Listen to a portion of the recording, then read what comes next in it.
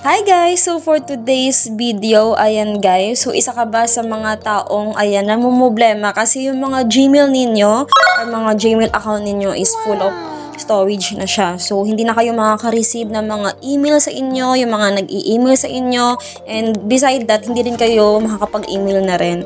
So tignan nyo guys, so example na to, pindutin natin yung Gmail natin. So kung ganito guys yung lalabas sa inyo, nakalagay out of storage.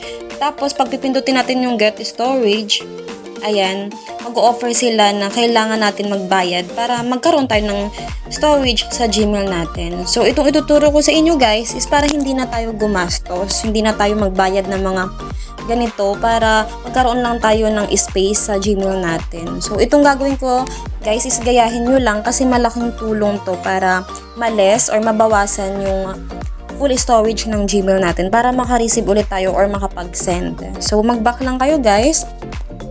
Ayan, pag ganyan yung lalabas sa inyo, pindutin mo lang yung clean up space. Ayan. Tapos ito, as you can see, makikita mo dito na nag-o-offer sila ulit. Get 30 gigabytes of storage for 49 pesos kada buwan. So, syempre, sayang din naman yan, di ba guys? So, ganito yung gawin nyo. Mag-scroll lang kayo. Ayan, pindutin mo tong large photos and videos. So, yung mga nakalagay dito is sobrang talagang malaki yung kinakain na space sa mga Gmail natin. So, as you can see, meron 6 gigabytes dito. Tapos dito sa spam emails, ayan, pwede ka rin magbura dyan. Pero magpo-focus tayo dito sa large photos and videos. I-click mo lang yan. Ayan, pag i-click mo yun dyan guys, makikita mo na dyan lahat ng videos. Kahit dinilit mo na yan sa cellphone mo, dito pa rin yan natatambak. Ayan, mag-scroll ka lang, sobrang dami niyan. And lahat halos na mga nandito is yung mga videos natin na sobrang mabibigat or sobrang mahahaba. Ayan, ang gawin nyo lang guys, i-check nyo yan kung wala na bang importante dyan sa videos ninyo kasi pwede nyo naman i-manual yan. Kunwari ito, ganyan, ganyan. Ayan, pwede mag-manual delete kayo. Pero kung hindi naman na guys, importante lahat ng mga videos na nandyan sa inyo, pwede mo yan isang click lang, tapos pwede mo siyang ma-delete lahat. So, ganito lang. Scroll ka lang sa taas, tapos pindutin mo yung check sa taas. Ganyan. So, as you can see, nag-check na siya lahat. So, kayo guys, piliin nyo lang kung alin yung mga importante pa dyan sa inyo para hindi siya ma-delete.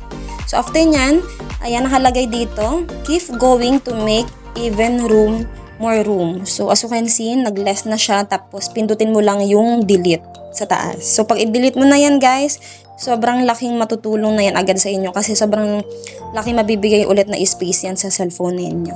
So, ganun lang guys kadali. After nun, mag-back ka lang. Kung nakapag-delete ka na, punta ka dito sa spam emails, i-check mo yan guys, tapos pindutin mo lang yan. Lahat ng mga hindi naman na importante. So, para makaless din kayo ulit ng space sa Gmail ninyo. So, ayan guys, hindi nyo na kailangan gumastos para magkaroon lang tayo ng space sa ating mga Gmail account. So, ayun lang guys. Try mo na rin.